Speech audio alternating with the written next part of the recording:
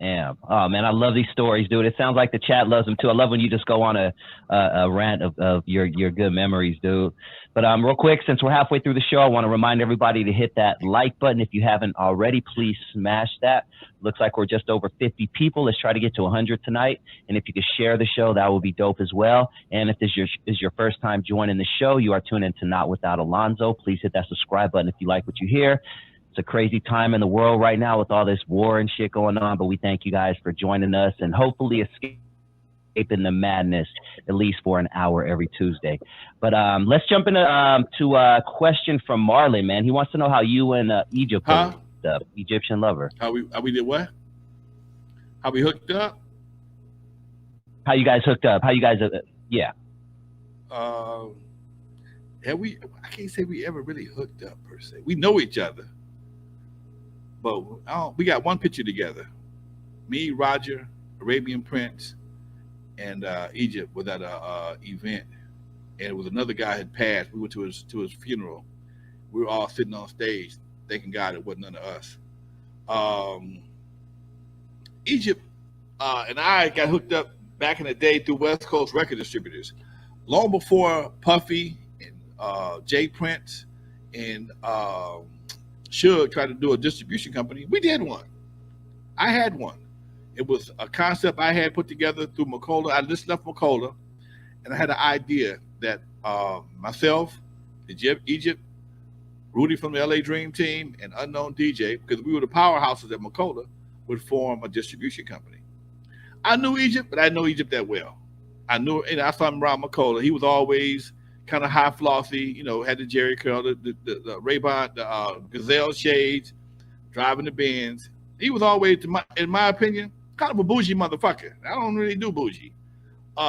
He's still that way right to this day. And we were hanging out, and I'm like, we gotta do this right here. But Egypt had his girl run his company, and we had formed the West Coast Record Distributors. We were right there on 54th and Western, Good Fred, and Good Fred's Good Fred factory, and we was making money, man. We was making money, and that's when he dropped Rodney and Joe Cooley, their first album. I dropped the Compton compilation. Rudy from the Dream Team, he had JJ. We dropped JJ Fast, Supersonic. So we did all that shit at West Coast before anybody. We was independent. That's when we still had independent record distributors before all of them went out of business. That was our market. We sold to independent record distributors, and we made money. We grossed $1 million the first year. And even with all that, the attitude of my man never changed. He always, our opinion of him was he always thought he was better than us. Because he came out the box banging. When he dropped Egypt, he was banging that shit was banging. That shit was smoking. And that nigga head went like this and never came back down. Okay, he still think it's 1985, right to 1884, right to this day. So we cool. We ain't never done nothing together. Probably won't, because we got different attitudes about working with folks. And we did some business together, but that was about it. He was always Uncle Jam's Army, and we was them niggas from the other side of the track. As far as he was concerned, we were the niggas from the east side. East side was always my territory, and it wasn't until I left and started doing record crew tours. The Uncle Jam's Army came into Skateland. Other than that, they couldn't come to Skateland. They tried it. They did it for a minute, but it didn't work out that well from that long. A man said he was big-headed, huh? That shit was swollen. Damn, dude. Art Chavez says, Lonzo, do you recall the first West Coast rap video? Was it on MTV Friday Night Videos? You remember the first West Coast rap video on MTV? Rap video, man. I can't recall what that was. I'm gonna have to say it was probably Bobby Jimmy and the Critters, man. Shit, I don't remember, dude. Record Crew never had videos. I did one video after Dre and them left. Okay, so it wasn't us. Might have been the Dream Team. They had a video. Might have been the Dream Team. It wasn't Record Crew. Could have been Egypt, and it could have been Bobby Jimmy and the Critters. I know Michel'le had funded some video production for Bobby Jimmy and the Critters. You got to understand back then, minimum cost for a video back then was $25,000. They shot videos back in the day with film. They called them videos, but they shot them with film, which means you had to buy a bunch of film because somebody fucked up. You got to develop that shit no matter whether it was messed up or not to see what you got. And that shit was expensive. They was doing 32 millimeter. Was it 32? It was 30 something. I think it was 32 millimeter. Then they tried 16. 16 wasn't that bad. Then they would convert it to VHS. But for the most part, it wasn't a whole lot of videos. Maybe N.W.A. shit. It could be. Or maybe Tone Loc. I don't know, dude. I'm not sorry. I can't speak on that one. I can't speak on that one. I would love to say. Yeah, that's a great question. I was even trying to look it up while you were talking. Yeah, I can't find it. Yep. Great question. I think you finally stumped Lonzo, man. Yeah, you probably did. Man, I'm looking at my man here. Let's see. Yeah. My man Benny he said something here about the soundtrack of his life. You see that, Dusty? Yeah, he says, Alonzo, thanks, Lonzo. Soundtrack of my childhood. I grew up on 103rd and Central, Will Rogers Park.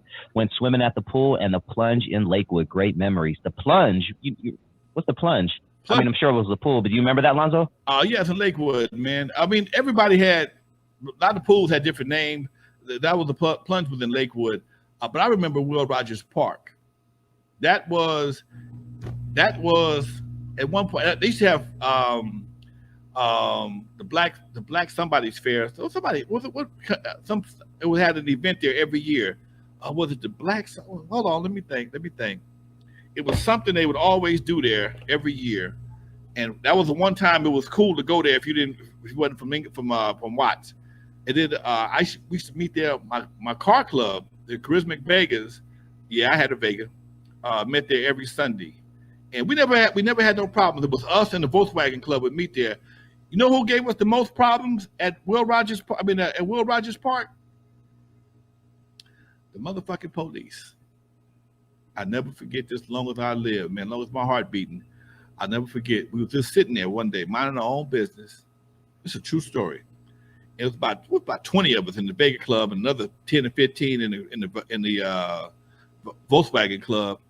And this cop walked up to us. He took his badge off, took his name tag off, everything. Walked up to us with his gun, with a throwaway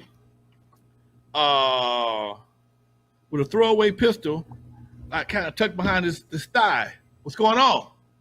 Nothing, officer. I ain't an officer. I'm a deputy. And he was just fucking with us. And he took the gun and set it on the door and was talking to us. And I saw him. And I saw that movie, Pulp Fiction, when they blew off Leon's head on accident. And I saw that scene in that movie. It took me right back to that shit because he set his gun on the car. We just sitting there kicking it. We no alcohol and no weed, and he was just trying to find a reason to come fuck with us. And it was like, dude, we had to humble ourselves to no end to keep this cop from doing something stupid. No badge, no name tag. Took his gun belt off. All he had on was a cop uniform, a sheriff uniform, and a 38. Tucked behind his thigh, like he was gonna sneak up and smoke somebody. And dude, that's the true story, man. And we stopped meeting there after that. We started going someplace else. That dude was awesome. He was on some special kind of shit, man. Yeah. We never had no problem out the Watts, fellas from Watts, because everybody was from everywhere back then. Go ahead.